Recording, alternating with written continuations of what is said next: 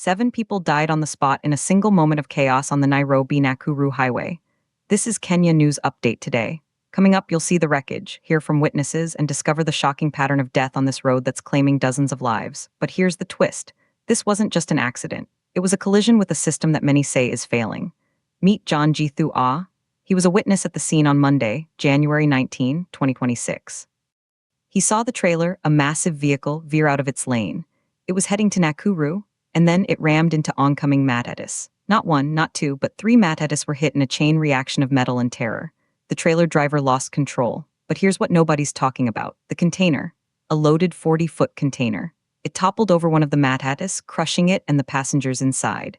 First responders arrived to a scene of absolute horror. It recounted the difficulty of rescuing victims trapped in the wreckage, some pinned under the immense weight of that container. John Githu Ah described the survivors. Those who survived had serious fractures and some limbs severed, he said. The air was thick with the smell of fuel and despair. 7 people died instantly. 11 others were rushed to hospitals with life-altering injuries. But then something shocking happened. The whereabouts of the trailer driver were not immediately established. Did he escape? Or is he among the injured in a hospital bed?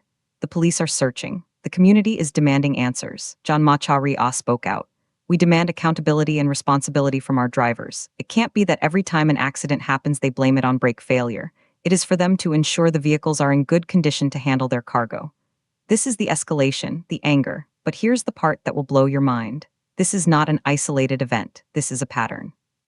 On January 5, 2026, just 2 weeks earlier, 10 people died in a head-on collision between a bus and a matatu at Kale in Naivasha.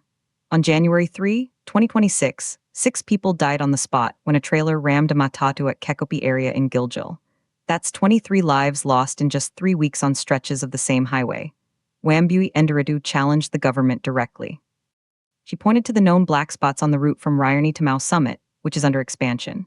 In December and the first few weeks of this year, we have already lost dozens of lives at notorious black spots. These should be addressed first before anything else, she said.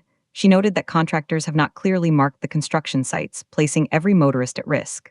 The implications are massive. Some say it's reckless driving. Others point to poor road conditions and inadequate signage. The controversy is clear. Who is truly responsible? The driver who may have been distracted? The company that owns the trailer? Or the authorities overseeing a deadly construction zone? The bigger picture is a highway that has become a corridor of death. But if the black spots are known, why are they not fixed? The payoff is a haunting question.